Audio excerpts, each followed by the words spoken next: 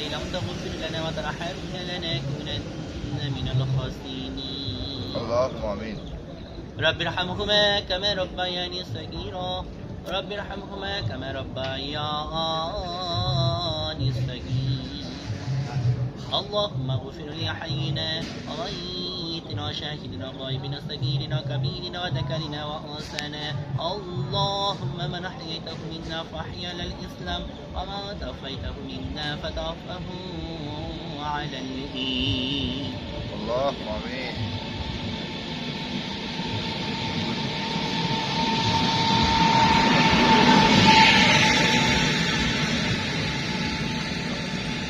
আমরা তোমার পবিত্র কোরআন থেকে তেলাওয়াত করেছি আল্লাহ তোমার হাবিবের জন্য দরুদ শরীফ পাঠিয়েছি মাওলা তুমি নিজ গুণে কবুল ও মঞ্জুর করে নাও آمين. ইয়া রাব্বুল আলামিন মাওলা এই ফাতিহা শরীফের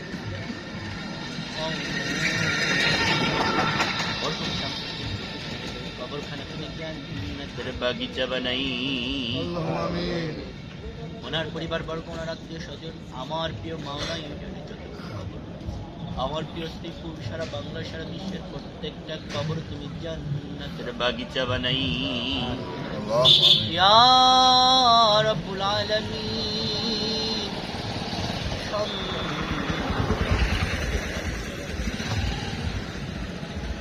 দাদার জন্য নাতি হাত উত্তোলন করছি আমরা পাড়া প্রতিবেশী ওনার আশীর্বাদ জাকিরান হয়ে এখানে উপস্থিত হয়েছি মাওলা খোলা আকাশে নিচে জমিনে এখানে অনেকেই অনেক সম্মানিত আমার প্রিয় বয়োজ্যেষ্ঠ মুরব্বী একদম অনেকেই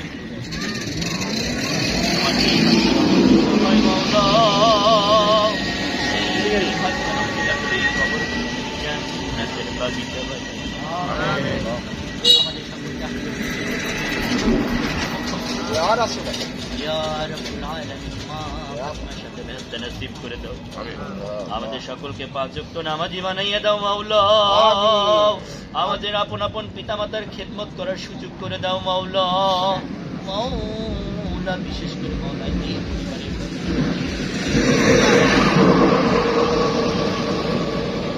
আমার প্রিয় মাওলা ইউনিয়নবাসী সহ আমার প্রিয় ভারতবাসী সহ শ্রীপুর সহ সকলের প্রতি সারা বিশ্বের প্রতি রহমত বরকত তুমি নাযিল করে দাও আমাদের সকলকে মৃত্যুর আগে কালিমা নসিব করে দিও মাওলা লা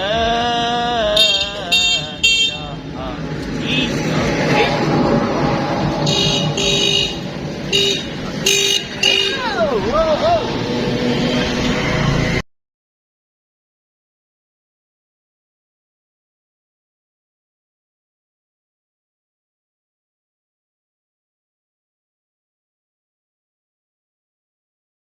অগণিত জায়গায় আহলে বাইয়াতের কথা বলা আছে আমরা গভীর মনোযোগ দিয়ে যদি শুনি সূরা আরাফ আয়াত নম্বর 186 তে বলেছেন মাই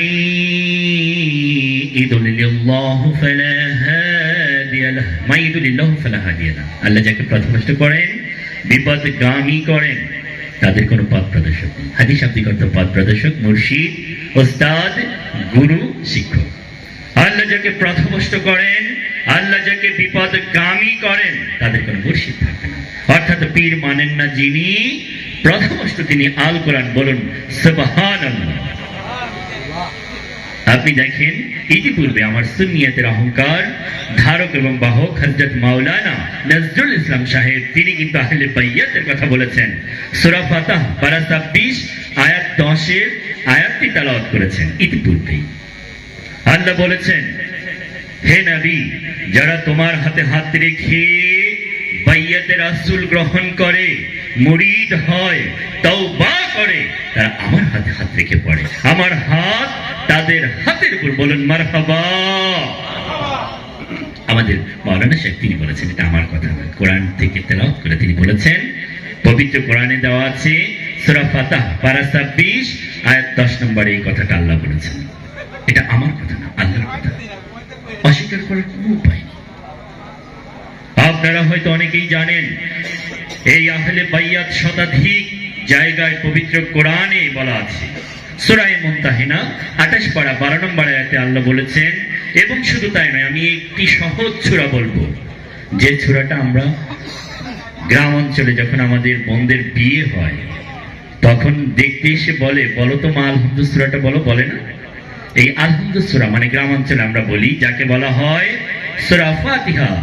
এই উম্মুল কোরআন, এই কোরআনের জননী সূরা ফাতিহাতে 4-5 নম্বর আয়াতে আহলে বাইয়াতের কথা বলা আছে। বলুন মারহাবা। এখানে কি বললেন আল্লাহ? এখানে আল্লাহ বললেন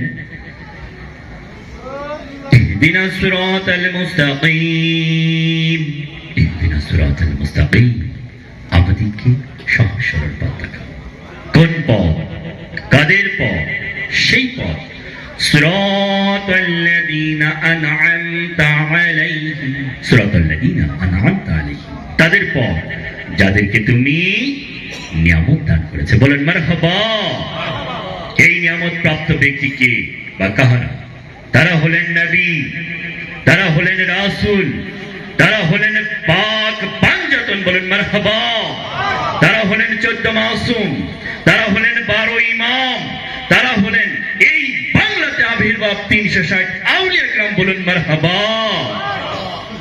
তারা হলেন হক্কানি উলামায়ে کرام। বলুন মারহাবা। তারা হলেন হক্কানি পীর ফকির, পাগলও হতে পারে, হক্কানি সাধু গুরু বৈষ্ণব। বলুন মারহাবা। পবিত্র কোরআনে সকলের কথা বলা আছে এবং হক্কানি পাগলের কথাও বলা আছে। আপনারা হয়তো সকলেই অবগত, ইশকের জোরে, মহব্বতের জোরে নবীর জুব্বা মোবারক কে পেয়েছিলেন? একজন পাগল মজনু, তার নাম হযরত ওয়াস করনি। বলেন মারহাবা। তাই কাকে আমি আপনি ছোট করে দেখব?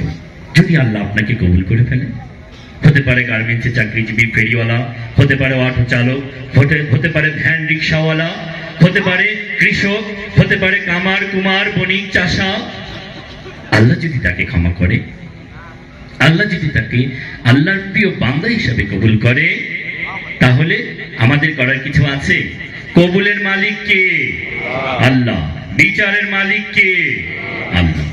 তাই আসুন আমরা আল্লাহকে মহব্বত করব, পাশাপাশি আমরা নবীকে মহব্বত করব, নবীর প্রতি বেশি বেশি দরুদ শরীফ পাঠ করব। আল্লাহ আমাদের সকলকে কবুল করুক। বলুন আমিন। এবং শুধু তাই নয়, নবীর যারা আহলে বাইয়াত, নবীর যারা বংশধর, মহান ওলিরা যারা এই বাংলাতে আবির্ভাব হয়েছেন, আওলাদে রাসূল গোলাম রহমান ভান্ডারী। বলুন মারহাবা। আওলাদে রাসূল বরিয়াবার দরবার শরীফের সালাম শাহ। বলুন মারহাবা। আছে এরকম শতাধিক না, এরকম 360 আউলিয়া کرام, এদের মাধ্যমে কিন্তু আমরা ইসলামটা পেয়েছি। হযরত শাহজালাল, শাহপরান, শাহ বাইজিদ বুস্তামি, শাহ শরফুদ্দীন চিশতি, শাহ আলী। হ্যাঁ, এখানে আপনি খুঁজে পাবেন খাজা বাবা এনাদপুরি, খাজা বাবা সম্যগঞ্জ, খাজা বাবা মুর্শিদপুরি, খাজা বাবা এখানে আছেন এই যে মানিকগঞ্জ দরবার শরীফ। হ্যাঁ, এখানে আছেন এই যে চাঁদপুরি শাহ। হ্যাঁ, এখানে অনেক, এই বাংলাদেশ ওলি আল্লাহর দেশ। তাই আসুন আমরা, কখন কাকে আল্লাহ কবুল করে বলা যায় না, কোন উসিলায় জীবন ধন্য হয়। শুধু আলেমদের দোয়ায় কবুল হবে, শুধু পীরদের দোয়ায় কবুল হবে, সাধারণ মানুষের দোয়া কবুল হবে না? অবশ্যই হতে পারে আল্লাহ আপনার দোয়াও কবুল করতে পারেন। তাই কখনোই আমরা হিংসা, নিন্দা, বিদ্বেষ ভুলে যে আমরা কোরআন সুন্নাহ মোতাবেক, এখানে হক্কানি ওলামায়ে کرام এখানে উপস্থিত আছেন, 4 তরিকা নিয়ে, শরীয়ত, তরিকত, হাকিকত, মারফত, 4 তরিকার সমন্বয়ে পূর্ণাঙ্গ ইসলাম আল্লাহ আমাদেরকে মানার এবং কবুল করুক। বলুন আমিন। তাই আসুন আমরা যারা আহলে বাইয়াত গ্রহণ করেছি, আলহামদুলিল্লাহ আপন আপন মুর্শিদকে ব্যাখ্যাতের মাধ্যমে আল্লাহ এবং আল্লাহ রাসূলকে লাভ করার এবং নিজেকে চেনার, আত্মশুদ্ধি করার আল্লাহ তৌফিক দান করুক। বলুন আমিন। এবং সেই মোল্লা ছিল না, সেই মোল্লার বিরোধিতা করো। মিলাদ শব্দ অর্থ কি? মুন্সি করে বহা, শরীয়তের মোল্লা করে ইমাম সাহেব করে বকা নাকি মিলাদ শব্দ অর্থ?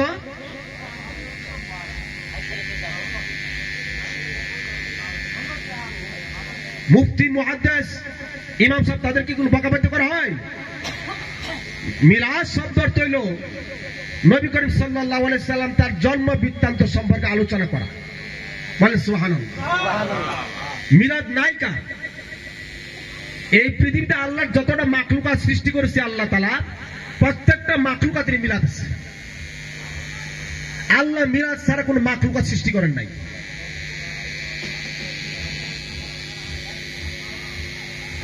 হুজুর পাক সাল্লাল্লাহু আলাইহি সাল্লাম দুনিয়ার জমিনে আগমন করলেন। আগমন করার সঙ্গে সঙ্গে আগমন করার পূর্বে থেকেই প্রত্যেক নারী গর্ভধারিণী মা বুঝতে পারে, বলতে পারে যে আমার গর্ভে বাচ্চা, এবং সে নিজেও বুঝতে পারে, তার প্রতিবেশী যারা আছে তারাও বুঝতে পারে। আর মা আমেনা আলাইহিস সালাম তার গর্ভে যখন হুজুর পাক সাল্লাল্লাহু আলাইহি সাল্লাম, সে সাধারণ মহিলার মতো এরকম পেট, কোন উঁচা না, একদম সমান, তার গর্ভে সন্তান আছে কি সে বুঝতে পারে না। এবং সে একদিন বলল যে আমি দেখতে পাইলাম যে আকাশ থেকে একটা আলো আসছে, সেই আলো, সেই নূর যে সরাসরি আমার গর্ভে প্রবেশ করছে, এবং আমার গর্ভে থেকে একটা নূর বাহির হয়েছে। সেই নূরের মাধ্যম আমি দেখলাম যে আকাশ থেকে জমিন পর্যন্ত সব আলোকিত হয়ে গেছে। বলে সুবহানাল্লাহ। সেই নূরের নাম মুহাম্মাদুর। একটু দুরূদ শরীফ পড়ে আল্লাহুম্মা সাল্লি আলা সাইয়্যিদিনা মাওলানা মুহাম্মাদ ওয়া আলা আলি সাইয়্যিদিনা মাওলানা মুহাম্মাদ। আলহামদুলিল্লাহ। সাইয়্যিদিনা মাওলানা মুহাম্মাদ আল্লাহুম্মা সাল্লি আলা সাইয়্যিদিনা মাওলানা মুহাম্মাদ ওয়া আলা আলি সাইয়্যিদিনা মাওলানা মুহাম্মদ। সেই নবী করিম সাল্লাল্লাহু আলাইহি সাল্লাম সাহাবীদের ভিতরে আলাপ করলেন, তোমরা জান্নাতের বাগানে অপবিত্র শরীর নিয়ে নোংরা মনে কেউ প্রবেশ করিও না। এই জন্য আমি অত্যন্ত খুশি। আপনাদের সকলের প্রতি আমার ভক্তি সালাম রইল। আসসালামু আলাইকুম।